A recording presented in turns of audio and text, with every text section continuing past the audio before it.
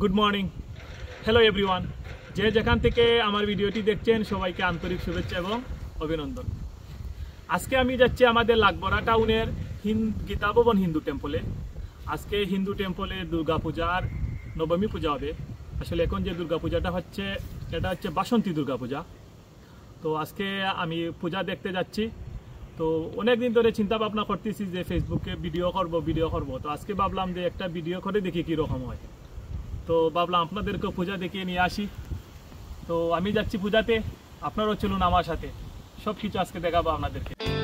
তো আমরা রওনা দিছি সকাল 10টার দিকে। মন্দিরটা বাসা থেকে বেশি দূর নাই, আমরা প্রায় 10-15 মিনিটস আইটা গেলেই আমরা মন্দির পাইলাম।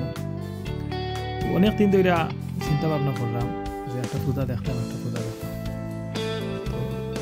তো হঠাৎ তখন বাসন্তী দুর্গা পূজা হইতে মন্দিরে যাই আমরা। তো পূজা মেবি 30 মিনিটও।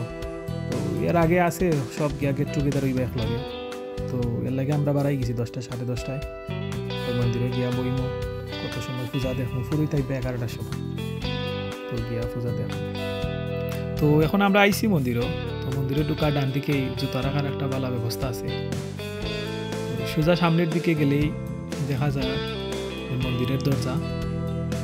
তো দরজা দিকে সোজা মন্দিরে প্রবেশ করলেই সুন্দর একটা মন্দির আপনাদের চোখে পড়বে।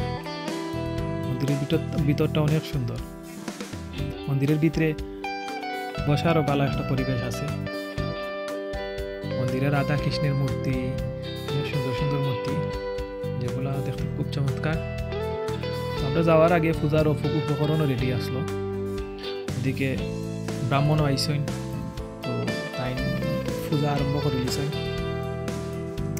পূজার যা যা লাগে পূজার সব কিছু তৈরি করে দিতেন।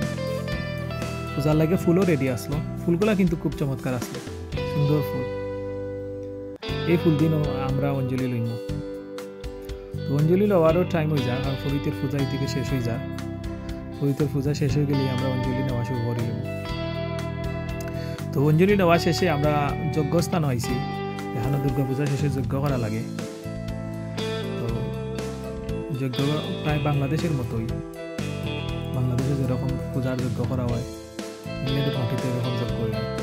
সেটা দেখতে ভালোও লাগে, পুরা একটা বাংলাদেশের একটা পরিবেশ। আর যজ্ঞ শেষ হইলেই আরতি শুরু হইব। তো যজ্ঞ দেখা শেষ করে আমরা মন্দিরের ভিতরে যাইব, যেখানে আরতি হইব। যজ্ঞ শেষ হয়ে গেলেই আরতি আরম্ভ হয়েছে।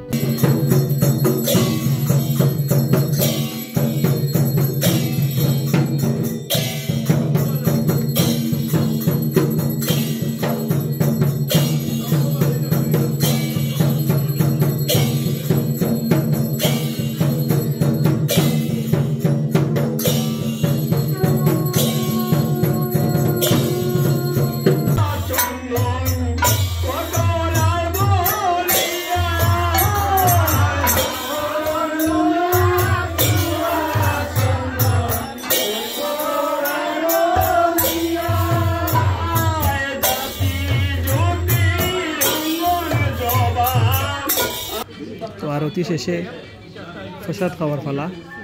এখানে একটা ভালো সুবিধা আছে যে আপনারা যতটুকু ইচ্ছা মতো প্রসাদ খাইতে পারবা নিজে লইয়া। তো প্রসাদের ব্যবস্থা খুব ভালো।